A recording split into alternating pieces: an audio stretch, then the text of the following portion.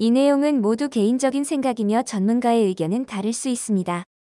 모두 한전 공개 입찰 중국 허용이라는 단어를 잘못 해석하시는 경우를 보게 되는데요.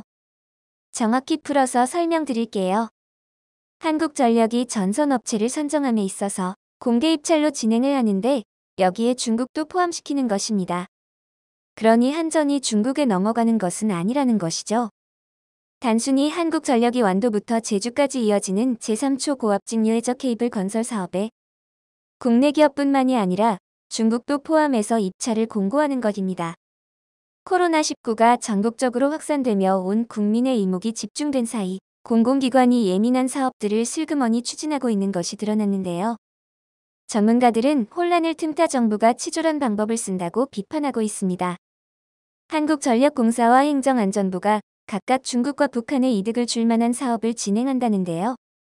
한전은 비용 절감을 위해 가격 경쟁력을 무기로 삼는 중국 업체들을 전력사업 입찰에 참여시키는 방안을 검토하는 중이랍니다. 한국전력 관계자는 본 사업의 입찰 방법과 입찰 참가 자격 등 계약 방법은 현재 내부 검토 단계라며 내부 검토 과정에서 기재부 규정에 대한 유권 해석을 요청해 회신을 받은 적 있지만 입찰 참여의 허락을 받은 것은 아니다라고 말했으며 기재부는 한전의 계획을 사실상 용인한 것으로 알려졌고 기재부 관계자는 한전에 회신했다면서 내용은 공개할 수 없다고 하는 상황입니다. 대기업 전선업체 관계자는 중국은 WTO와 쥐파에 속하지 않아 우리는 중국 전력 사업에 참여할 수 없다며 중국 업체를 한국의 공공재인 전력 사업에 참여시키는 것은 중국 공기업이 국내 전선 기업들을 죽이는 자해행위라고 전하고 있습니다. 그런데 이렇게 전선 건설 수주를 중국에 넘기게 되면 한전과 같이 국가 전략 사업을 하게 되는데요. 통신선까지 같이 작업하게 되니 국가 안보의 위험이 수반되며 국내 전선업계들이 차츰 사라져 결국 중국 업체가 시장을 장악하게 되고 더 나아가 최악의 경우 결국 한전도 중국 기업에 넘어갈 수도 있는 상황까지 갈 수도 있습니다. 앞으로 말씀드릴 내용은 현재 상황으로는 절대 불가능하지만 만약에 한국전력이 중국에게 넘어가게 된다면 벌어질 일들을 말씀드릴게요.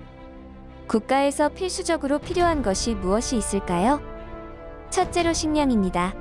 우리는 농산물, 축산물 등을 수입해서 먹는 것이 저렴하지만 국내에서 생산한 식량의 양을 낮추지는 못합니다.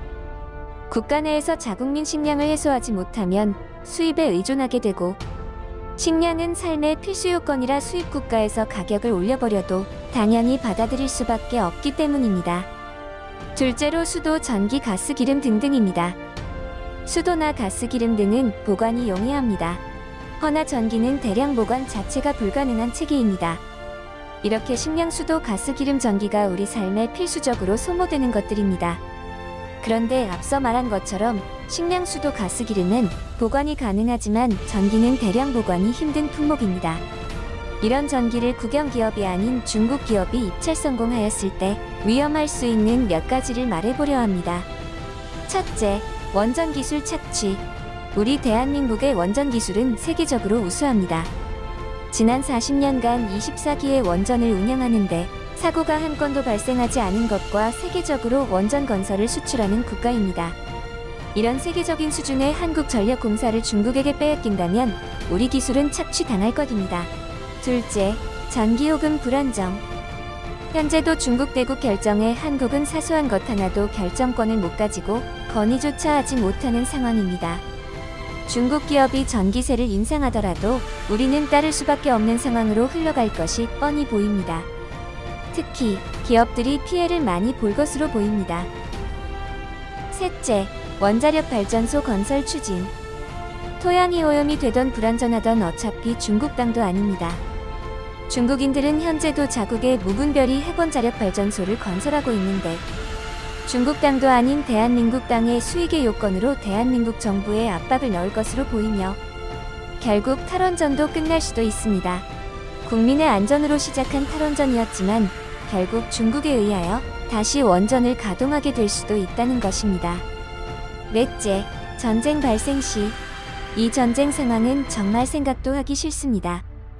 만약 정말 전쟁이 발생하였는데 북한군이 아래로 밀고 내려온다는 가정하에 중국이 전기를 끊어버린다고 생각하면 정말 순식간에 북한에 의하여 전멸당할 가능성이 큽니다.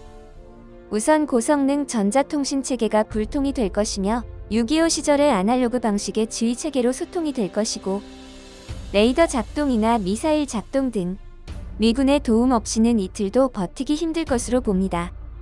만에 하나라는 상황만으로도 중국 기업에게 한국전력공사가 추진하는 공개 입찰을 허용하여 전선업계가 중국에게 넘어가게 되는 상황은 무조건 막아야 합니다. 식량 수도 에너지는 무조건 국영기업에서 운영하는 것이 맞다고 생각합니다. 이 내용은 모두 개인적인 생각이며 전문가의 의견은 다를 수 있습니다. 끝까지 시청해주셔서 감사합니다.